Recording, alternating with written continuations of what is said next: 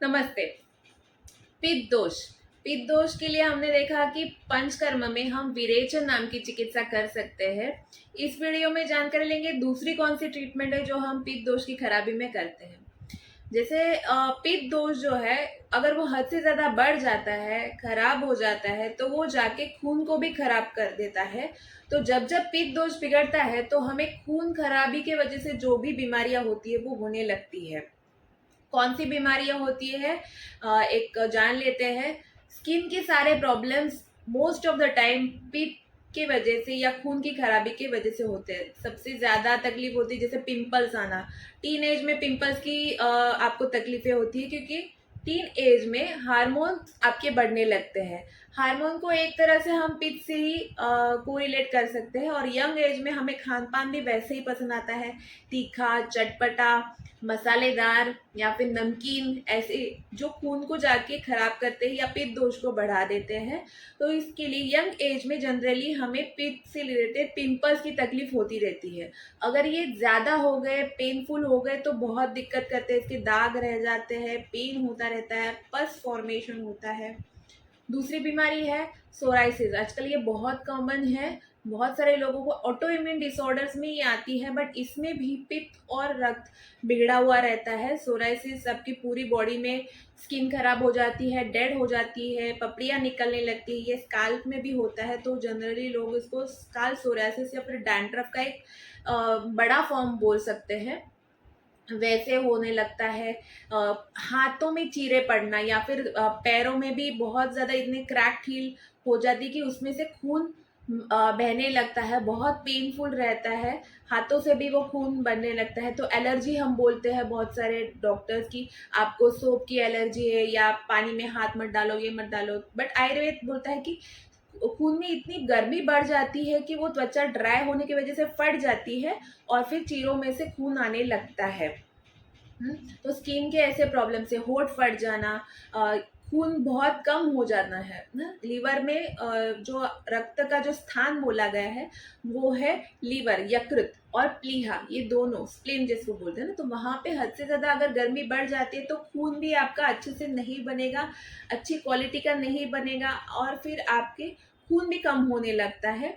आपको एनीमिया होने लगता है, बॉडी में सूजन आने लगती है, चेहरा जला हुआ जैसे दिखता है, उसमें कोई भी प्रभा कांति नहीं रहती है। तो इसको हम आयुर्वेद में पांडु बोलते हैं। तो पित्तज पांडु या फिर स्किन के सारे प्रॉब्लम है, पिंपल्स है, दूसरी बात की बाल झड़ना, सफ़ेद होना, ऐसे सारे प्रॉब्लम्स आपको खून की खराबी में हो सकते हैं। लीवर के बहुत सारे प्रॉब्लम भी पित्त की और रक्त की दुष्टि की वजह से होते हैं।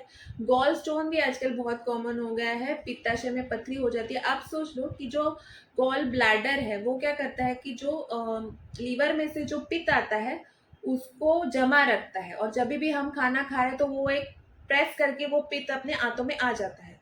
बट अगर वो पित्त का पानी कम हो जाए, गर्मी बहुत बढ़ने की वजह से पानी कम हो जाता है, तो फिर उसके पत्थर बनने लगते हैं, स्टोन होने लगता है। तो हमें वहां पे भी पित्त की जो हीट बढ़ी हुई है, उष्ण गुण जो बढ़ा हुआ है वो कम करना पड़ता है। इसमें भी विरेचन और रक्त मोक्षण, ये दूसरी जो ट्रीटमेंट है जो मैं अभी बताने वाली हूँ वो काम आती है। तो अंत तक सुने। ये सारे जो प्रॉब्लम है इसमें विरेचन भी आपको लेना है, वो भी आपको फायदा करेगा। उसके साथ ही रक्त मोक्षण भी आपको फायदा देगा। तो रक्त मोक्षण क्या है? रक्त मोक्षण निकालना शरीर से जो भी गंदा खून है, गंदा मतलब जिसमें दोषों का बहुत ज्यादा एक्यूमुलेशन हुआ है, पित्त से खराब हुआ है, कफ से खराब हुआ है, किसी भी दोष से अगर वो खराब हुआ है तो वो हम निकाल देते हैं।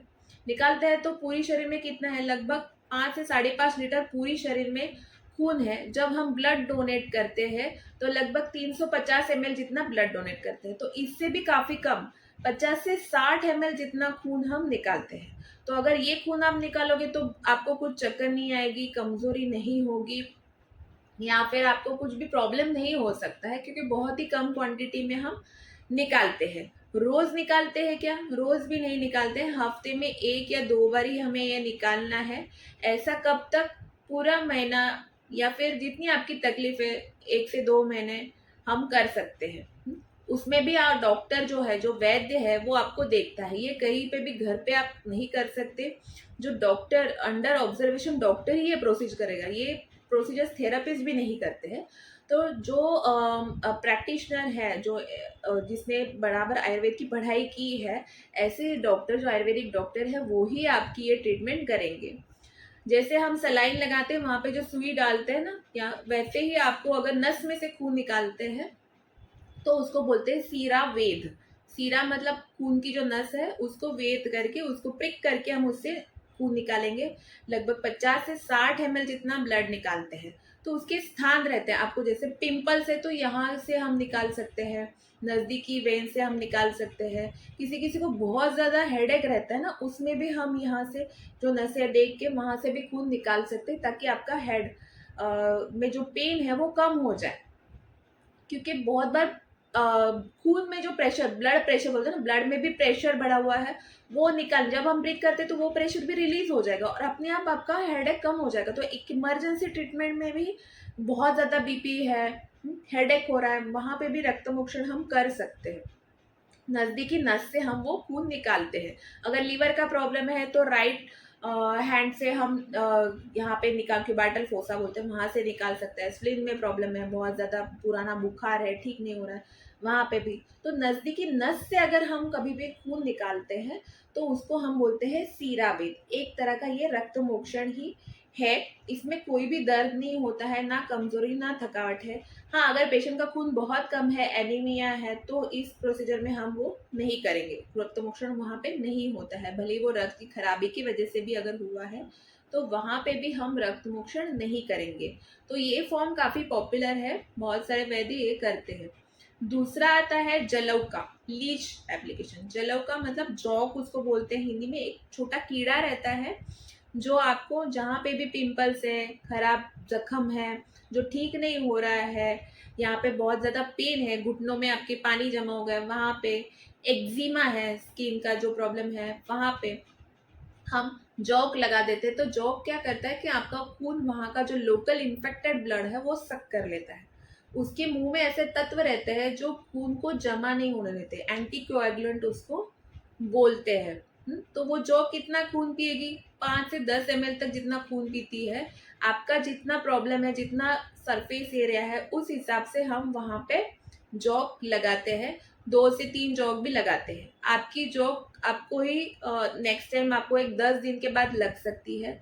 जॉक लगाने से किसी भी तरह का इन्फेक्शन आपके शरीर में ट्रांसफर नहीं होगा, या फिर आपको कभी भी उसकी रिएक्शन नहीं आती है। एक दिन लगाया तो उसके 10 दिन के अंतर में आपको जॉक लगाई जाती है। कभी कभी एक दिन छोड़ के, बहुत ज़्यादा तकलीफ है, बहुत ज़्यादा पेन है, बहुत बड़ा फोड़ा हो गया है, तो हम एक दिन छोड़ के भी लगा सकते हैं, कंटिन्यू भी लगा सकते हैं। बट एक बार जो आपको जॉक लगाते हैं डॉक्टर, वो आपको बार बार वो नहीं लगा सकते।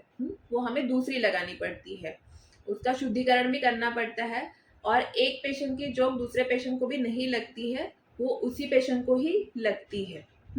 तो इसमें कोई भी इन्फेक्शन की, बहुत सारे पेशेंट को लगता है कि नहीं, मुझे दूसरे की लगाई तो मुझे इन्फेक्शन हो जाएगा, मुझे HIV हो सकता है, या फिर कैसे है। तो ये सुई जैसा नहीं है। जॉक एक प्राणी है, उसके अंदर GI ट्रैक्ट में ये ब्लड जाता है तो वो पच जाता है, और तुरंत तो हम वो लगाते ही नहीं, और दूसरे की भी आपको नहीं लगाते, तो कोई इन्फेक्शन का चांस नहीं है।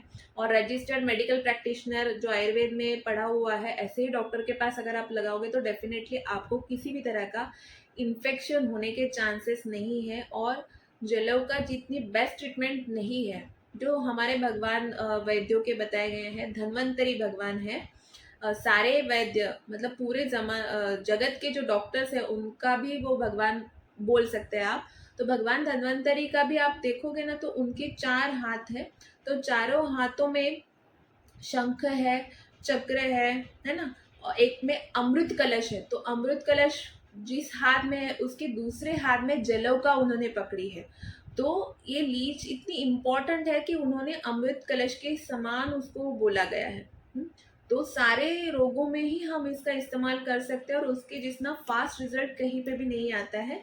तो ये भी एक तरह का रक्त मोक्षण है। तो पित्त और रक्त वाली सारी बीमारियों में हम ये जौं का इस्तेमाल कर सकते हैं। ये दोनों कर्म ज़्यादा पॉपुलर है। इसके साथ ही प्रच्छान कर्म नाम का है, या फिर कपिंग थेरेपी भी आती है, जिसमें आपका खून जो खराब हो जाता है वहाँ पे चीरे लिए जाते हैं और एक कप फिक्स किया जाता है, और वो वैक्यूम से वहाँ का खून खींच लेता है। ये यूनानी मेडिसिन जो है वहाँ पे भी, यूनान में भी ऐसे कपिंग थेरेपी जिसमें रक्त निकालना, वो अब देखा गया है। आयुर्वेद में इसको पूरे ज़माने में सींग लगा के करते थे, अलाबू बोलते थे या श्रृंगी बोलते थे इसको। अभी कपिंग थेरेपी में या प्रच्छान कर्म में होता है। ये भी एक रक्त मोक्षण का ही प्रकार है।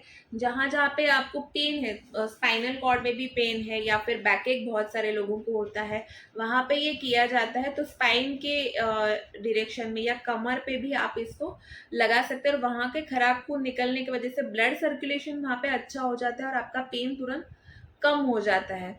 या फिर आपको घुटने में दर्द है, वहाँ पे भी आप ये कर सकते हो। तो रक्त मोक्षण क्या करता है, वहाँ पे खराब खून है वो निकाल के जो अच्छा खून है वो जाएगा, अच्छे से ब्लड सप्लाई होगा, अच्छे से ऑक्सीजन देगा और वहाँ पे जो भी डैमेज है वो हील करेगा, वो ठीक हो जाएगा। और पूरा जैसे हमारी दवाई शुरू ही रहती है, जो भी वैद्य आपको दे रहा है रक्त मोक्षण के साथ खून अच्छा करने वाला, पित्त कम करने वाला भी मेडिसिन वो आपको दे ही रहा है, आपका खान पान भी है। तो अभी खराब खून हमने निकाल दिया और उसकी जगह अच्छा वाला खून जो बन रहा है वो जगह ले लेगा और वो वहाँ की जो तकलीफ है वो ठीक होने लगेगी। तो पंचकर्म में जो सारी ट्रीटमेंट्स आती है, पहला वमन, विरेचन, नस्य, बस्ती और रक्त मोक्षण। तो विरेचन और रक्त मोक्षण ये जनरली पित्त की वजह से या खुराक खून की वजह से जो सारी बीमारी होती है उसमें किया जाता है। आपको इनमें से कोई भी बीमारी है तो आप नज़दीकी आयुर्वेदिक वैद्य के पास जाके कंसल्टिंग कर लीजिए, वो आपको देखेगा, इसमें से कौन सी पंचकर्मा आपको करवानी है उसके बारे में आपको जानकारी देगा और वो आपको करवा लेगा। ये एक इमरजेंसी ट्रीटमेंट भी, आप इमीडिएट रिलीफ करने वाला भी, जिनको बहुत ज़्यादा पेन है, बहुत ज़्यादा पिंपल्स आ गए हैं, जख्म ठीक नहीं हो रहा है, इसमें एक मिरेकुलस रिजल्ट आपको देता है। लोगों को पता नहीं है और वो हमेशा बोलते रहते हैं ना कि आयुर्वेद से लेट रिजल्ट आता है, इसमें कुछ काम नहीं आता है। तो इसमें बहुत तेज रिजल्ट आता है। तो आप जाके जानकारी लो, बिना आजमाए आप कभी भी वो है ना, पहले इस्तेमाल करो और फिर विश्वास करो या फिर बोलो। तो आप ऐसे चीज़ें करोगे तो ही आपको समझेगा कि इसमें कितने फायदे हैं और आपके शरीर को बहुत ज़्यादा, मतलब बीमारी तो ठीक ही हो जाती है और बाकी भी कोई प्रॉब्लम होगा तो वो भी ठीक हो जाएगा। तो अगर ये वीडियो पसंद आया है तो प्लीज़ आप लाइक कीजिए, शेयर कीजिए, चैनल को सब्सक्राइब कीजिए और जिन जिन को तकलीफ है उनके साथ ये शेयर कीजिए, उनको बताइए। जानकारी ही बचाव है, क्योंकि आप पहले से बॉडी में क्या क्या तकलीफ है वो ना हो इसके लिए भी आप ये कर सकते हैं। तो आपको खुद को पता चला तो आप दूसरों को भी साथ ये शेयर करो। और आयुर्वेद का प्रचार होना हमारा खुद का साइंस है, तो हमें इसके बारे में पता नहीं है। और फॉरेनर्स लोग जो काफ़ी सारे पेशेंट्स हैं ना, वो बहुत आइडियल है, अच्छे से कर लेते हैं, अच्छे रिजल्ट लेके भी जाते हैं, वहाँ पे काफ़ी पॉपुलर है। बट हमारा दुर्भाग्य कि हमें ही इसके बारे में कुछ नहीं पता है। तो एटलीस्ट ये जानकारी आप सबसे शेयर कीजिए, बताइए उनको और जाइए नज़दीकी डॉक्टर के पास, अपनी प्रकृति जान लीजिए। अगर ये वीडियो पसंद आए तो अगेन लाइक कीजिए, शेयर कीजिए और सब्सक्राइब कीजिए। नमस्ते।